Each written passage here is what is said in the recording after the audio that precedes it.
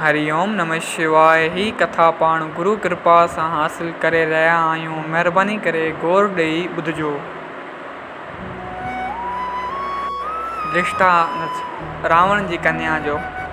इन जो पहिरियों भाग पहिरीं अपलोड थी चुको आहे।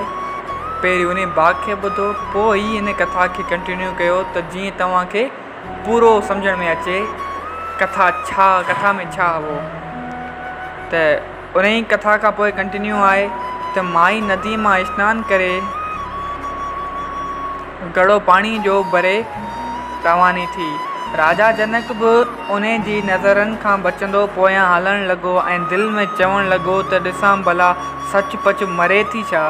माई घर खां ॿाहिरि ई पंहिंजे पतीअ खे सनान लाइ पाणी जो घड़ो ॾेई पाण जीअं जाइ जे अंदरि गिड़ी त ओचितो जाइ जी छित हिन जे मथां किरी पई ऐं उन जे हेठां मरी वई। राजा जनक उन समूरी रदोहत अखियुनि सां ॾिसी अजब में पइजी वियो। उन पतिव्रता स्त्री जे मरण जो राजा खे ॾाढो दुख थियो, पर राजा छा करे। भावी अॻियां ज़ोर न हलियो ऐं उन ॻाल्हि खे यादि करे उन स्त्री जी ॻाल्हि खे यादि करे रावण जी राजधानी में आयो। रावण ॾाढो आदरबा कयसि ऐं अचण जो सबबु पुछियसि। तॾहिं राजा जनक उन पतिव्रता स्त्री जो वृतांत करे ॿुधायसि। तंहिं ते रावण सभिनी देवताउनि, ऋषियुनि, मुनियुनि ऐं ज्योतिषियुनि खे घुराए चयो त हिन भावी जे मिटाइण जो कोई उपाय करियो। तॾहिं सभिनी जवाबु ॾिनसि त भावी कर्म रेखा जे मिटण में असीं असमर्थ आहियूं। एॾी असां में ताक़त न आहे। देवताउनि चयसि त भले बाहि गरम जी बदिलाए थधी थी पवे, समीर पर्वत भले ढहिजी वञे, पथर ते भले गुल पैदा थी वञनि, पाणी में भले बाहि लॻी वञे, पर भावी कॾहिं बि डरण वारी न आहे। तंहिं ते रावण खे क्रोध उत्पन्न थियो ऐं चवणु लॻो त जॾहिं कन्या पैदा थींदी तॾहिं जनम रेखा लिखण वारी वरदाता सां मां लड़ाई कंदुसि। जॾहिं छोकिरी पैदा थी ऐं छहीं राति जॾहिं वरदाता लेख लिखण आई तॾहिं रावण हथ में तलवार खणी मथां बीह रहियो ऐं चवणु लॻो त ॿुधा भला छा लिखंदीअ।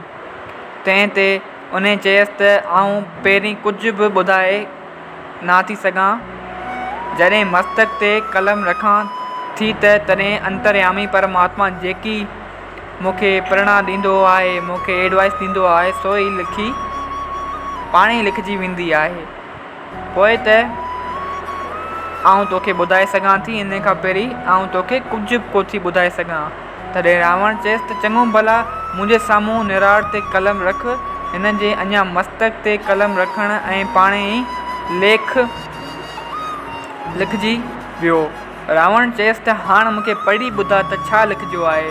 तॾहिं वरदाता ॿुधाइण लॻी त ही कन्या तमामु सुंदर, पतिव्रता ऐं सुठनि गुणनि सां भरपूर ऐं तमामु घणी सुंदर थींदी, पर हिकु भंगी जे पुट सां हिन जी शादी थींदी, जेको भंगी राज मेलात जी सफ़ाई करे रहियो आहे। उन जे पुट सां शादी थियणी आहे। उहो ॿुधी रावण खे तमामु घणो क्रोध आयो, पर वरदाता सम्झाए हिन खे शांत कयो। मगर वरदाता जे वञण खां पोइ वरी क्रोध में भरिजी रावण भंगी जे पुट खे घुरायो, जेको उन वक़्तु सिर्फ़ु 6 महीननि जो हुओ। बालक खे ॾिसंदे ई रावण उन जे मथां तलवार हलाई थिए त माण्हू अची विया हिन खे बचाइण लाइ। वज़ीर अची विया, जेके महल में माण्हू हुआ, ऐं सम्झायाऊं त ए राजन, हिन बेकसूर मासूम ॿार खे मारणु न खपे, बाक़ी देश निकाली ॾियो त बेशक अव्हां जे वस में आहे। तंहिं ते रावण उन ई बालक खे जहाज़ में चढ़ाए समुंड पार कराए कंहिं भयानक जंगल में छॾे अचण लाइ हुकुम कयो ऐं उन जे पेर जी हिकु आङुर निशानी तौरु वढाए वरिताईं उन ई जंगल में बस्ती या आबादी वग़ैरह कान हुई। उन ई करे हिन सम्झो त हीउ बालक जल्दी ई मरी वेंदो। मगर संतनि चयो त जेको रखे रघुनाथ ते उन खे मारे केरु। 5 तंत्र मंत्र वेद शास्त्र में श्लोक आयो आहे त जेकॾहिं को माण्हू कंहिंखे पालना करण खां छॾे थो ॾिए त देवता हुन जी पालना कनि था।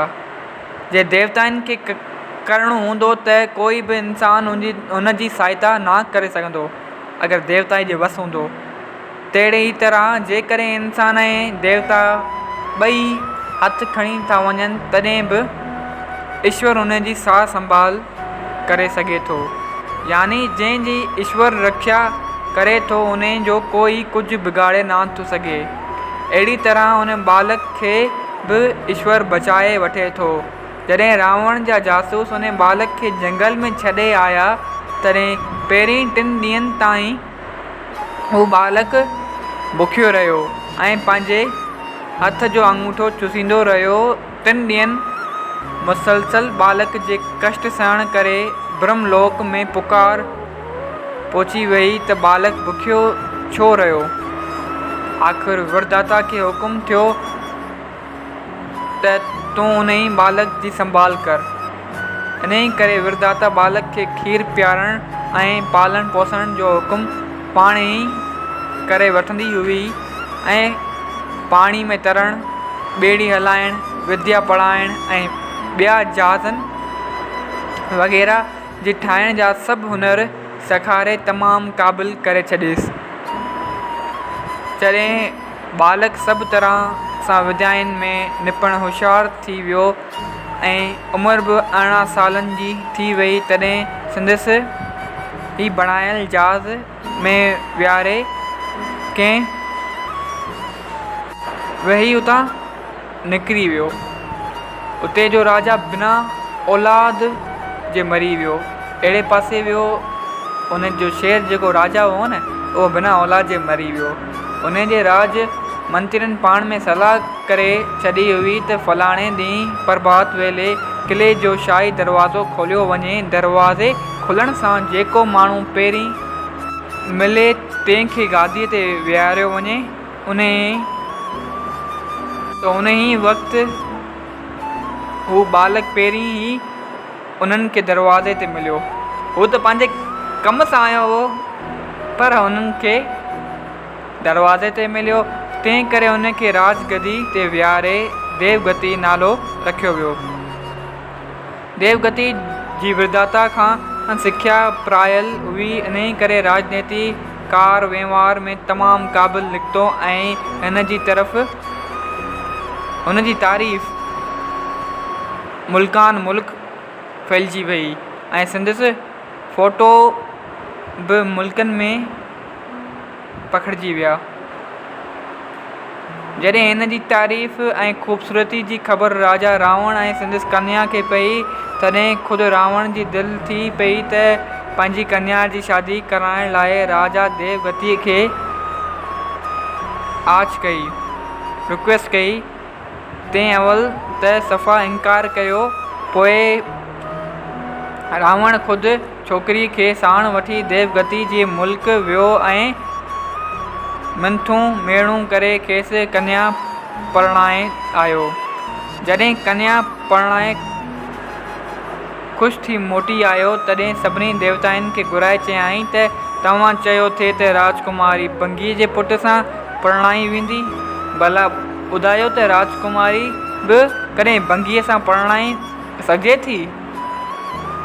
इहा त हमेशह राजकुमारनि सां ई परणाई वेंदी आहे। एतिरो ॿुधी देवताउनि चयसि त तुंहिंजो पेर जी आङर वॾे निशानी करे रखी हुई सो तो ॾिठो? उहा ॿुधी राजा खणी जांच करी त उहो साॻियो निशान ॾिसण में आयो ऐं छोकिरो हू साॻियो बंगी वारो साबित थियो। पोइ राजा रावण खे देवताउनि सम्झायो त कंहिं रेखा कॾहिं बि त करम रेखा कॾहिं बि मिटिजी ना थी सघे। तॾहिं रावण बि भावीअ खे अमुट सम्झी ख़ुशी ऐं ग़म खां आजो थी वियो ऐं राजा जनक जी पतिव्रता स्त्री जी ॻाल्हि जो आसमुदो वठणु वियो हुओ, सो बि भावीअ खे अटल सम्झी दुख सुख खां आजो थी वियो। एतिरी कथा ॿुधाए महात्मा बस कई त मथां जाॻियसि। वरी बि वेनती कई, चयसि त ए स्वामी, इन ई भावी जे अमृत हुअण बाबति ॿियो को अहिड़ो मिसाल ॿुधायो जो असांखे अहिड़ी ईश्वरी हुकुम सां भरियल ॻाल्हियुनि जी ॿुधण में आनंदु अचे थो। तंहिं ते महात्मा भगत राज त्रिलोचन ऐं स्त्री जे विच में हलियल गुफ़्तगू हेठे तौरु ॿुधाई, जेकी पाण पहिरीं खां ई ॿुधी चुका आहियूं त भावी अमृत आहे। तो जय सियाराम। अगरि ही रिश्तानथ रावण जी कन्या जो तव्हांखे वणियो हुजे, भावी जे मथां ही कथा तव्हांखे वणी हुजे, ही भावी जे मथां असांजो ॿियो सीरियल आहे। पहिरीं सीरीज़ में पाण पढ़ियो भगत त्रिलोचन, ॿी सीरीज़ में पाण पढ़ियो रावण जी कन्या जो। ॿई उहा भावी जे मथां हिकिड़ी सीरीज़ आहे, पर ही कथा सभिनीनि खां अलॻि हुई, तंहिं करे असां हिनखे अलॻि ॿुधाइण जी कोशिशि कई। तो जय सियाराम। अगरि तव्हांखे ही कथा वणी आहे त पंहिंजनि सां शेयर कयो।